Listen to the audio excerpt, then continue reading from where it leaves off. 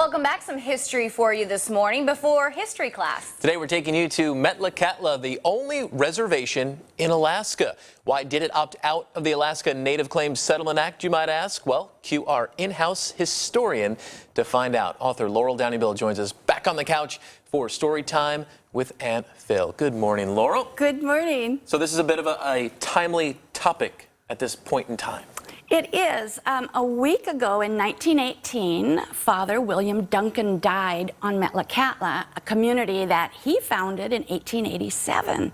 And the community is, as you said, the only Indian reservation in Alaska.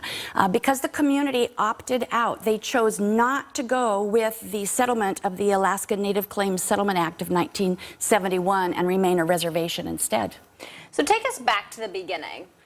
Well, it all began when a group of Tsimshian Indians from Old Metlakatla, which was near where modern Prince Rupert is today in British Columbia, followed Duncan to Alaska. Now, Duncan had been with the people for about 30 years when the Church of England sent him to Fort Simpson in 1857 to teach the people about Christianity and Western ways and get them involved in the aboriginal people in what was happening in that day and time. Essentially, the church wanted him to Christianize them. But he eventually, Duncan, didn't see eye to eye with the church anymore. No, he immersed himself in the culture and traditions of the native people, and he did teach them about modern living. But the church soon was insisting that he also go with their traditional rites and rituals and ceremonies, which Duncan didn't think was appropriate for the native people.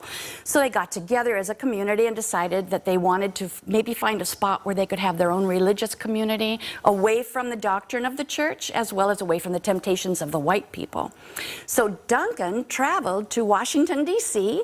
He met with President Grover Cleveland, who told him, "Oh, you can find a spot in Alaska if you'd like."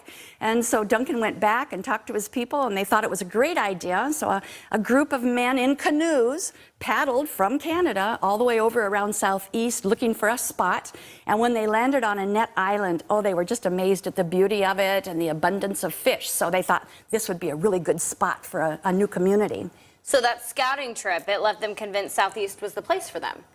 Yes, they came back and told the group about it. So Duncan and about more than 800 Tsimshians sailed across the waters over to Annette, and they landed on the island on August 7th. 1887, which even today they still celebrate that date as Founders Day to honor the relatives that had gone before to set up the community. And Duncan had drawn up plans for streets and homes and businesses, and within 2 years they'd built a beautiful big church, combination church school, which actually turned out to be the largest school in all of Alaska, or excuse me, church in all of Alaska. And then they also built a salmon cannery, which even President Warren Harding visited when he came up to pound that last stake into the Alaska Railroad to conclude it. And they also built a boat building business to help support the fishing industry of Ketchikan, which was only about 17 miles away from them. Wow, how quickly things changed. So where do things stand today? Well, after Duncan's death in 1918, the community took care of their affairs and managed the social needs.